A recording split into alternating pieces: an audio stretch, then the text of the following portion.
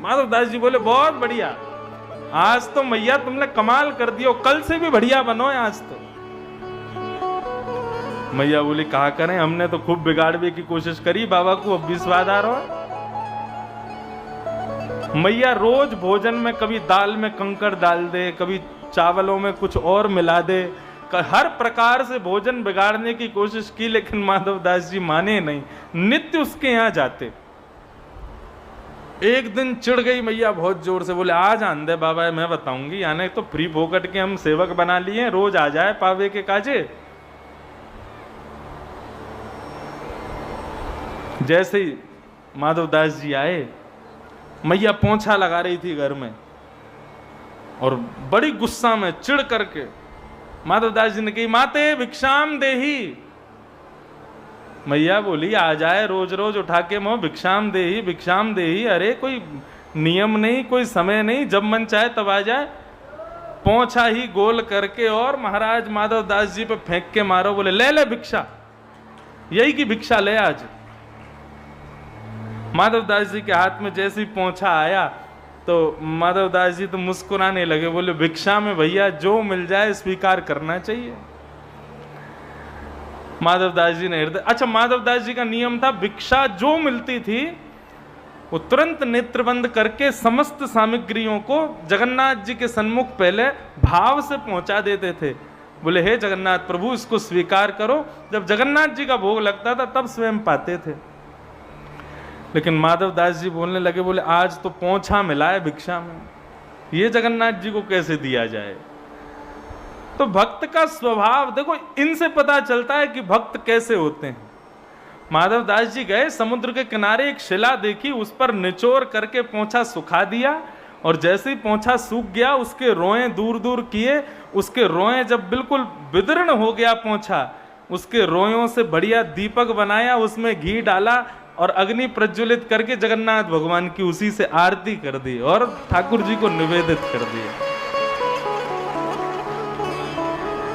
इसको कहते हैं निर्मल भक्ति। यहां पर नियम का विशेष ध्यान नहीं दिया उन्होंने। बंधु ऐसी निर्मल भक्ति हो, फिर उसके बाद में आपके जीवन में भले ही कोई नियम ना हो, भले ही कोई व्रत ना हो, भले ही कोई यज्ञ आदि ना हो, ठाकुर जी रीझ जाएंगे, ठाकुर जी मान जाएंगे, ठाकुर जी प्रसन्न हो जाएंगे। हाँ, इसीलिए भैया क्यों नहीं बुरा मानते, क्योंकि वो हमारे हैं। हरि का भजन करो, हरि है हमारा, हरि का भजन करो, हरि है हमारा, हरि का भजन करो, हरि है हमारा, हरि का भजन करो, हरि है हमारा। ऐसे भजन नहीं होता है। भजन के लिए करताल बजानी पड़ती है, कंठ से उच्च स्वर में गान करना पड़ता है, ऊर्ध्वबाहु होकर के प्रसन्न भाव से पूरे भाव के साथ में गाओ, शर्म मत करो, करताल बजा के गाओ। ओ हरि का भजन करो, हरि है हमारा। आगे आ जाओ, थोड़े थोड़े किसको आगे की तरफ। हरि है हमारा। देखो बधाई लेके खैर के लोग इतने सारे आ गए, जगह कम हो गई है पीछे, नेक नेक और आगे आओ, और खिसकते खिसकते गाते गाते खिसको सब लोग आगे। भाई लोग भी आगे आ जाओ, हमारी माताएं भी सब थोड़ा थोड़ा आगे खिसक जाओ, प्रेम से गाओ। हरि नाम लेने वाला,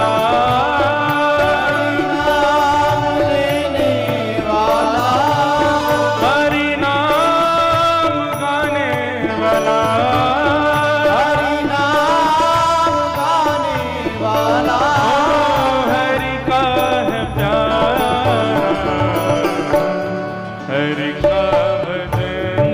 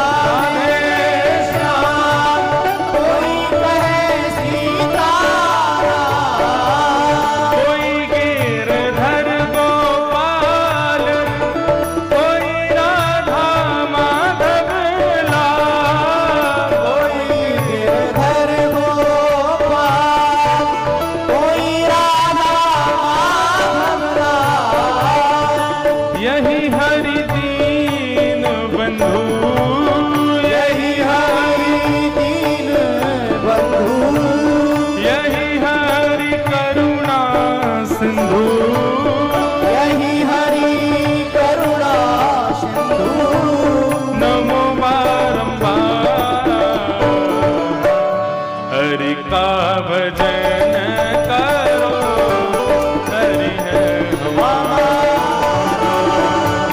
हरि का भजन करो। आप गाओ हरि नाम लेने वाला, हरि नाम गाने वाला, हरि नाम लेने वाला, हरि नाम लेने वाला, हरि का है प्यारा, हरि का भजन करो, हरि है हमारा, हरि का भजन करो, हरि है हमारा।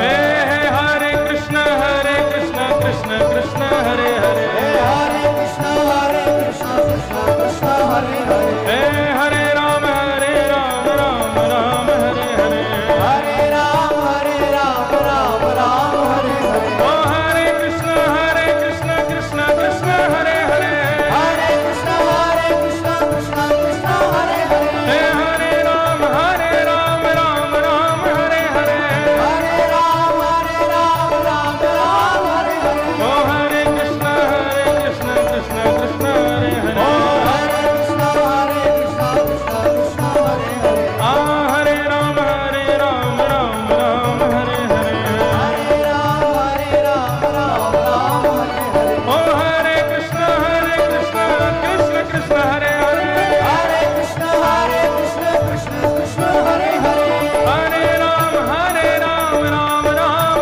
हरे हरे, हरे राम राम हरे हरे। ओ हरे कृष्ण कृष्ण कृष्ण हरे हरे, हरे कृष्ण कृष्ण हरे हरे। ओ हरे राम राम हरे हरे, हरे राम राम हरे हरे। ओ हरे कृष्ण कृष्ण हरे हरे, हरे कृष्ण कृष्ण हरे हरे। हरे राम राम हरे राम जय जय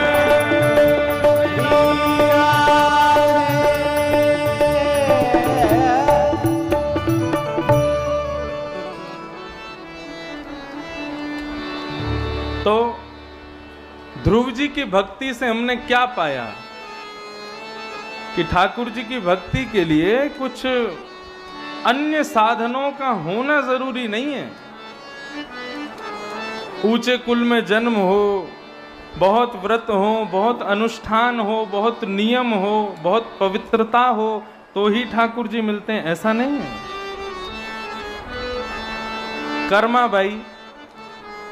कर्माबाई के पिताजी नित्य ठाकुर जी की सेवा करते थे, लेकिन कर्माबाई के पिताजी जब तीर्थ यात्रा पर गए तो अपनी बेटी कर्मा को कह के गए, कर्मा रोज ठाकुर जी का भोग लगाइयो और भोग लगा के फिर पइयो, बिना भोग लगाए भोजन मत करियो। कर्मा बोली, जो आज्ञा पिताजी। अब कर्माबाई क्या करती, सुबह उठ करके बिना नहाए धोए, बिना मुंह धोए सीधा ठाकुर जी को उठा के बैठा देती, चूल्हे में कंडे रख के अग्नि प्रज्वलित करती और ऊपर कढ़ाई रख करके और लगी बनाने खिचड़ी। अभी नहाई नहीं है, ठाकुर जी का भोग बना रही है, और इतने में ही सोचती अब खिचड़ी बहुत देर में बनेगी, अपने सारे नित्य कर्म कर लूं, तो दांतुन तोड़ के ले आती, दांतुन करने लग जाती, वो खिचड़ी बना रही है ठाकुर जी की। बीच बीच में कभी देखने को होती है, बोले कहीं जल तो नहीं गई है, तो दांतुन लंबी उसके पिछले भाग से कभी कभी खिचड़ी चला भी देती, बोले कहीं नीचे लग ना जावे। और जब ठाकुर जी के सन्मुख पधराती, पात्र में रख देती, लाल जी को बोलती, लाला पिताजी आज्ञा करके गए, पहले भोग लगाना फिर पाना, और चलो भोग लगा लो, पाओ। खड़ी हो गई ठाकुर जी के सामने, पाओ। ठाकुर जी लड्डू गोपाल ऐसे ही बैठे, बोले अरे लाला उठ जाओ, उठ के बैठ जाओ, हाथ पांव सीधे कर लो, प्रेम से पाओ, मैंने सुबह सुबह बनाई है। नहीं उठ रहे ठाकुर जी। अच्छा मैं चली जाऊंगी तो खा लोगे, मेरे सामने शर्मा रहे हो, ठीक है मैं जा रही हूं। चली गई, पर्दे की ओट में छिप जावे, फिर वहां से देखे खाई की नहीं, फिर छुपे, फिर देखे खाई की नहीं। लाला का भयो? अच्छा तो नमक अच्छो ना है, स्वाद अच्छो ना है, हमारे ना खा रहे तो ठाकुर जी के सामने भोग में से चाट भी लेती। ये तो बढ़िया बनी है, यहाँ में नमक भी बढ़िया है, नींबू भी बढ़िया है, सब मसाले बढ़िया, फिर काय को नहीं पा रहे हो? अंत में जब ठाकुर जी ने नहीं पाया तो कर्माबाई बोले ठीक है मत खाओ, मेरो कहा जाएगो, खाओगे पियोगे नहीं तो ये तुम्हारे दो गोल गोल से जो गालें पिचक जाएंगे, पतरे रह जाओगे, और जब पतरे रह जाओगे तो मुंह को अच्छे नहीं लगोगे, और जब मुंह को अच्छे नहीं लगोगे तो मैं पिताजी से कह दूंगी अब गोपाल जी बदल लाओ, दूसरे ले आओ, ये पतरे रह गए। इतने भाव से ठाकुर जी को पुकारती है कि बिना नहाए धोए, बिना अपरस का ध्यान रखे, बिना किसी भाव का ध्यान रखे झूठा कूटा सब कर रही है, लेकिन उसके भाव पर रीच करके जगन्नाथ जी दौड़ करके आए कर्माबाई की खिचड़ी खाने। क्यों? ना शुद्धता है, ना पवित्रता है, ना आचार विचार है, ना आचरण का कोई ध्यान है, झूठा कूटा कर रही है, लेकिन उसका भाव प्रबल है।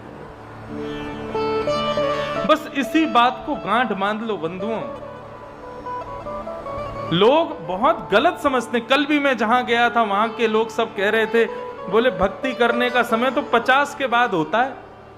मैंने कहा अच्छा जी, मैंने कहा 50 में भक्ति करोगे तो फिर मरगटा में ही भगवान मिलेंगे, बचपन से भक्ति करोगे तो 50 तक भगवान मिल जरूर जाएंगे।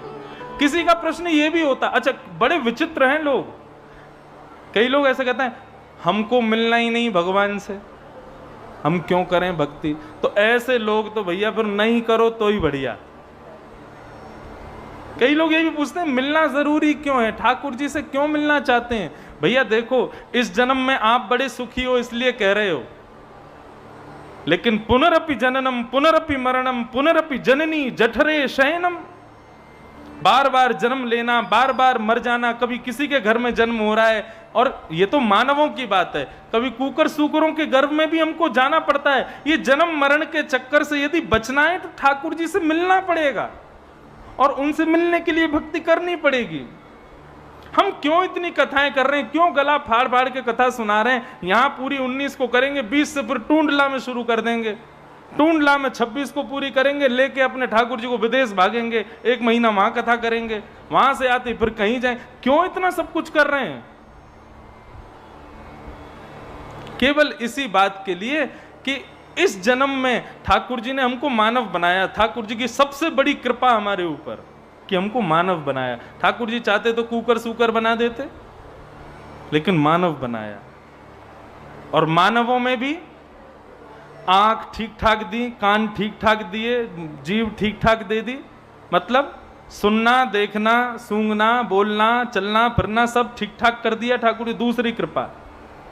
तीसरी कृपा हम पे, आप पे और दुनिया वालों से ज्यादा है। क्या? कि हमको ब्रज में जन्म दिया, वृंदावन में।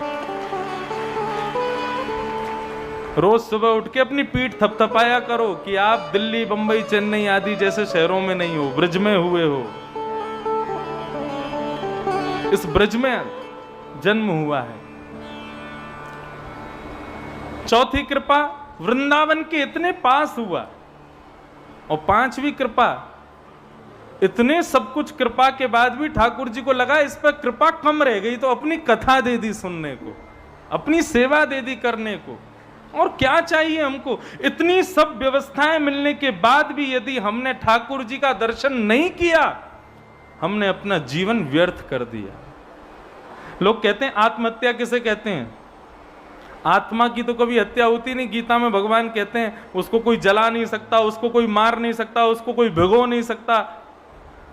तो फिर आत्महत्या शब्द कहां से आया? आत्मा की हत्या तो होती ही नहीं है, होती आत्महत्या। किसकी होती आत्महत्या? भगवान कहते हैं श्रीमद् भागवत के 11 स्कंद में उद्धव से कहते हुए भगवान स्वयं बताते हैं कि आत्महत्या मानव की कब होती है। नृदेह माध्यम सुलभम सुदुर्लभम प्लवम सुकल्पम गुरुकर्णधारम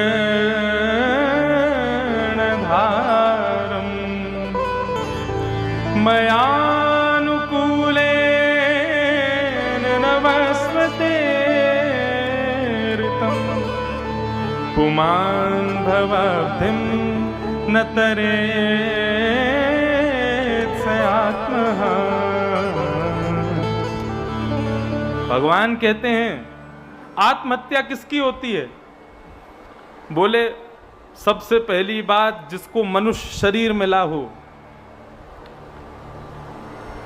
दूसरी बात मनुष्य शरीर के बाद भी उसको ये सब व्यवस्थाएं मिली हों कि ब्रज में जन्म हो गया, सुंदर भागवत आदि ग्रंथों का सानिध्य मिल गया, सुंदर गुरुजनों के प्रवचन सहज में ही सुनने को मिल जाते हैं, ये सब व्यवस्थाएं मिल गई, गुरुकर्ण धारम। और तीसरी व्यवस्था भगवान कहते हैं मयानुकूलेन नभस्यते ऋतम्।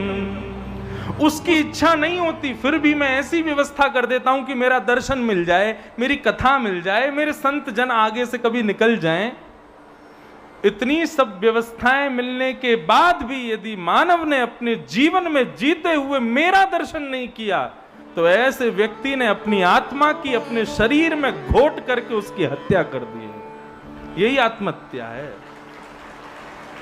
इसलिए बंधुओं, क्यों सुन रहे हैं कथा, क्यों कर रहे हैं ये सब कुछ? हमें आत्महत्या नहीं करनी है, हमें ठाकुर जी का दर्शन करना है। और हम तो ब्रजवासी कहते हैं मुक्ति कहे गोपालते मेरी मुक्ति बताओ। बोले ब्रज रज उड़ मस्तक पड़े मुक्तियु मुक्त है जाए।